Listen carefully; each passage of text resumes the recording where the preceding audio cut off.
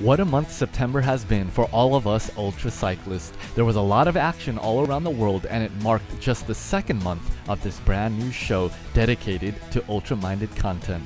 September took us around the globe, from Ireland to Italy to France to the United Kingdom, the United States, Austria, and online to the virtual world of Zwift.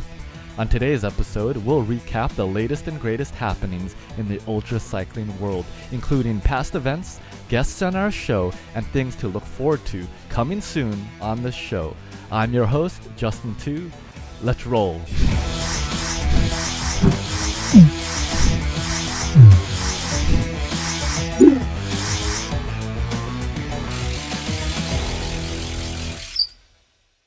Hey Ultra family, Justin Tu here, your host of the Ultra Cycling Show.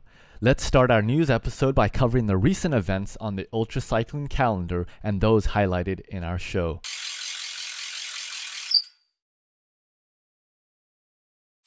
The Ultra Bike Pursuit in France, which the organizers say is the ultra bikepacking series for cyclists who love to climb mountains, took ultra racers across the Pyrenees Mountains through the European countries of France, Spain, and Andorra. The single-stage event offered solo, self-supported riders several course options: the Tourmalet Pursuit, the Hautacam Pursuit, and even an option to ride both in one go, ranging from 500 kilometers to 2,300 kilometers, or for us Americans, roughly 300 to 1,400 miles. A notable achievement included the first ever completion of the Ultimate Pyrenees Pursuit by 28-year-old Pierre Charles in just 10 days, 16 hours and 45 minutes after riding the 2,300 kilometers or 1,400 miles of the combined course with 55,700 meters of climbing, which is about 183,000 feet. Stay tuned for our upcoming interview on the Ultra Cycling Show with Pierre Charles, which will certainly inspire you. Next on the calendar was the Silver State 508 in Reno, Nevada of the United States. The 508 was founded by John Marino in 1983 and is often referred to as the toughest 48 hours in sport. As a side note of ultra cycling history, John Marino was also one of the original 4 Ram racers in 1982, where the event was actually called the Great American Bicycle Race, starting from the Santa Monica Pier in LA to the Empire State Building in New York. Marino was racing with John Howard, Michael Shermer, and Lon Holderman, who ultimately won the race. Now back to the 508, as it's often called. The toughest 48 hours in sport is well known for its epic mountain climbs, stark desert scenery, and desolate roads, crossing Highway 50, also known as the loneliest highway in America. The 508 is a Ram qualifier and brought a strong field of competitors. Top of the results included a remarkable finish in the time of 32 hours, 49 minutes, and 48 seconds by solo self-supported randonneur and Ram veteran Dave Haase, who's better known in 508 circles by his totem nickname Holstein. Behind Dave was the first female-supported racer, Teresa Bender, aka Magical Unicorn, with a time of 36 hours, 55 minutes, and 17 seconds. The fastest overall time was achieved by the 4-man open relay team Great Basin Soaring Coots, traversing the course in 23 hours, 4 minutes, and 2 seconds. Well done to Yana Berto, Mark Gibson, Shane Trotter, and Paul Webb. Next on the event calendar was the Texas Time Trials, consisting of the 6, 12, and 24-hour category events in the USA. It was held on a 26.3-mile loop punctuated by rolling hills around the Brazos River. The event also offered 1-lap and 500-mile or 19-lap fixed-distance races. Christy Tracy topped the overall 24-hour upright division with a total distance of 448.8 miles. Well done, Christy. Andrew Willis came in on top for the men with a distance of 422.4 miles. Then in the 12-hour race, Patrick Breen came in first with 264 miles completed, while Deanne Herr completed 211.2 miles to take first place in the women's race. The Tejas 500 fixed distance race covered 501.6 miles, and Valerie Litsnersky stood on the top of the overall podium with a time of 1 day, 11 hours and 6 minutes. Behind Valerie was Ron Gurley, first in the men's race with a time of 1 day, 22 hours and 41 minutes. Congratulations to all the racers. The race around Lower Austria, or race around Niederösterreich as it's called, featured 6-time Ram winner Christoph Strasser, who won first place in the solo male division with a time of 17 hours 30 minutes, covering the 600-kilometer distance. Behind Strasser was Philipp Keider, who will be sharing his experiences with us on an upcoming episode of this show, and Robert Mueller was right behind him. In the women's solo division was Elena Roach in first place with a time of 22 hours and 36 minutes, followed by Bianca Bischoff and Sabine Cornelsen. The beautiful 600-kilometer, or roughly 373-mile course took racers through Niederösterreich, one of the 9 states of Austria, climbing 6,000 meters, or almost 20,000 feet. Congratulations to all of the racers in the solo division, as well as the 2-person and 3-person relay teams. Finally, on our list of highlighted ultra events from around the world was one brought to you by Team Joe Barr of Ireland, who organized their annual Race Joe Barr series of events offering participants 200, 330, and 500-mile courses as solo racers or 2-person or 4-person relay teams. As a Ram qualifier, the Joe Barr 500 covered 500 miles, or around 800 kilometers, around the northern end of Ireland, climbing almost 25,000 feet, or 7,500 meters. Congratulations to Philippe Colbert, who won the overall 500-mile race in a spectacular time of 30 hours, 50 minutes, and 57 seconds. Great job to Nicola Dory, the only female athlete to compete in the 500-mile category with a time of 44 hours and 10 minutes. Chris Beattie won the 330-mile course in a time of 18 hours, 56 minutes, and 19 seconds, while Sierra O'Hara and Denise Malloy topped the 200-mile category in 10 hours, 1 minute, and 53 seconds, and 14 hours, 8 minutes, and 7 seconds respectively. Stellar performance to all Team Joe Barr racers.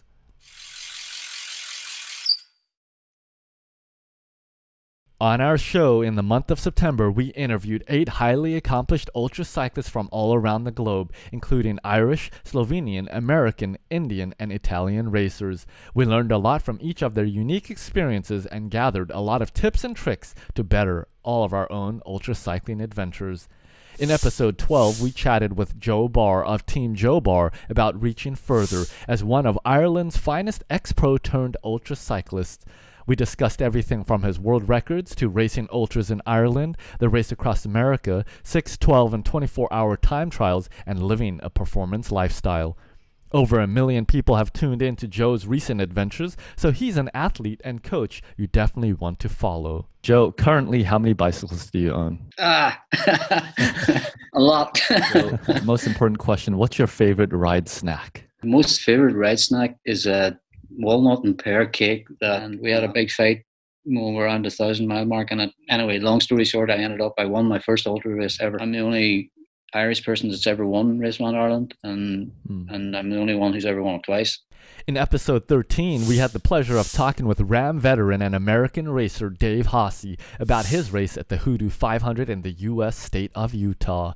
Dave rode self-supported in the Voyager category, setting 2 course records and clinching the #1 spot on the podium overall, outcompeting both the self-supported and supported racers. We discussed his favorite foods, training routine, and a whole lot more. Check it out. There's so much gear there. Yeah, I'm the owner of Attitude Sports. So I spend most of my time riding the Roubaix. Totally. Every time I enter a race, that's the goal, is for me to be the first finisher. I even want to beat the teams that are out there. An issue. And always have enough money on you in the Voyager in case you need to bribe someone to drive you back to the start line.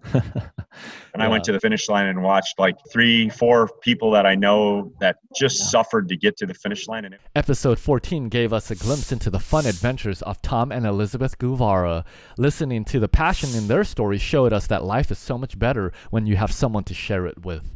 Tom and Elizabeth have bicycled together in some of the world's most challenging events, from the Silver State 508, 24-hour World Time Trial Championships in Borrego Springs, California, the Race Across America, and Paris-Brest Paris. They've also toured all over the world on their tandem together.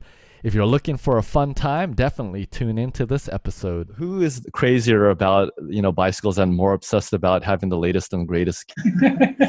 I have 2 road bikes, 1 time trial bike, 1 mountain bike, and she has the same. Actually rode in honor of Crystal. My bike is painted as her bike was. No, well, back then I wasn't a caffeine consumer, but and it did help. He's a retired firefighter. It's not just all about riding. It's people you meet. The people you meet, the friendships you've developed. In episode 15, we chatted with Bulgarian ultra racer Georgie Stoichev. Georgie has the high ambitions of completing the famous Paris-Brest-Paris, or as it's abbreviated, PBP. He wants to complete that 10 times. He also had his aims set high on the Red Bull Transcontinental Extreme Race in Europe, but due to the pandemic had to change plans and recently set a new Maryland south to north cross-state record with an average speed of 18.7 miles per hour. Stay tuned for an upcoming episode diving deeper into his record setting. Georgie proudly rides to support breast cancer patients and has also participated in 12 and 24-hour time trials, 1,200-kilometer brevets, and the race across the West. Listen in to Georgie's interview if you want to learn a lot and be inspired. Okay, how about your favorite post-ride meal? As much pizza and pasta as I can eat, probably. Hopefully there's beer nearby as well. Do you think ultra cycling requires more physical or mental strength? Mental. You know, I've seen many gifted athletes, decent budget, but mentally not as strong. And as a result of that, you know, the results are not there. We were soaking wet, but like I said, it's 6,000 people. I had to hook up a live camera, a nice microphone, 3 or 4 fans. Episode 16 was a special one with Mayank Tripathi, a talented Indian ultra racer who has competed in ultra events like the Ultra Spice 1,000 kilometers in India. And uniquely, he loves training and racing indoors. In this episode, we heard from Mayank's recent victory in the Indian Virtual 24-Hour National Time Trial Championship hosted by the Irregulars through Zwift. There's a lot of strong ultra racers developing in India, so tune into this episode if you want to learn all about what's happening. Didn't do any climbs for the first 2 to 3 years of my cycling because I was in a city which was totally flat. I was on the saddle for 23 hours, 46 minutes. So I took around 13 to 14 minutes of off saddle time. What would you say has been your favorite event? My favorite event was the one I did in 2019. It's called the Ultra Spice Race. That's a 1,000-kilometer RAM qualifier. Giovanni Prosperi was our special Italian guest of episode 17. As the solo-supported division winner of this year's Hoodoo 500, Giovanni, an Italian ultra cyclist who now resides in the US, has a lot to be proud of, winning his first ultra cycling event. It's hard to believe that just a few years ago, he was a smoker. You don't want to miss this episode and Giovanni's beautiful Italian accent. You need to know yourself very, very well. What was the best moments in your Hoodoo 500 race, and which ones were the worst moments for you? Climbing to the highest point, the headwind was even stronger. What's going on in your mind that's pushing you to ride 15,000 miles every single year? First of all, this urge to demonstrate that following a vegan diet, you can ride, you can be a strong cyclist as the other. There's ultra athletes, and then there's Chris Calamano. In episode 18, we heard all about Chris's incredible virtual Hoodoo 500 race. That's right, over 500 miles on an indoor stationary bike. As a bonus round afterwards, we got a glimpse into the over 500 races that Chris has completed in just the last 10 years. Everything from ultra running in the deserts, including Antarctica, to Ironman triathlons and Paris-Brest-Paris. This episode was one packed with adventure and inspiration. You've completed over 500 races, including 150 official marathons or ultras. And I can't believe that's only in the last 10 years. Can't imagine what the next 10 years holds for you. I have a Cannondale that's set up with a hub 1200 lume light on it, so I don't have to worry about batteries. It's just nice. Self-generating. Me and the bike are just one together, and it's been through so much. It's funny to have a close relationship with your bike, but it's true. All those bad memories kind of go away, and you start thinking, maybe I'll do it again. But during the event, there's so many low periods. Closing out the month, we heard from super athlete Lori Heckland from Orange County, California in episode 19. Lori loves climbing and has done over 1 million feet of climbing the last few years, while also Everesting 29,000 feet up Alpe d'Huez. This fun episode covered Lori's stellar performance at the Hoodoo 500 race, where she took the #1 spot on the female podium in this year's stage race. We also chatted about the Race Across America, Race Across Oregon, Silver State 508, and 200-mile races. All right, what's your favorite post-ride meal after a long ride like the Hoodoo 500? I do like my steak. And I also, once in a while, will splurge and have pizza. What toppings do you like on your pizza? I like meat. Yeah, I'm a meat person. Yes. I've always been competitive. Like I said, I grew up doing gymnastics and swimming. And when you are in sport, you can't get that feeling anywhere else. You can definitely train for it. I mean, like I tell people that have done centuries that say they couldn't do a double century, is that you don't go at the pace that you would ride a century.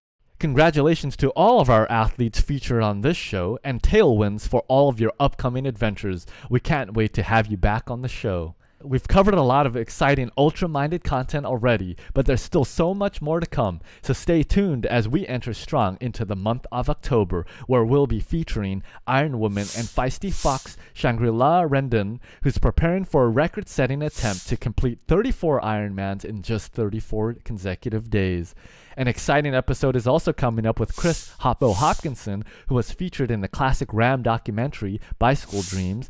He holds 26 world records, 4 solo Ram finishes, and a 5th one being the virtual Ram this year, 86 24 and 12-hour races. We'll also be hearing from a 34-year-old ex-smoker, Philipp Keider, who won 2nd place in the race around Niederösterreich in Austria, just behind the famous Christoph Strausser. You don't want to miss it.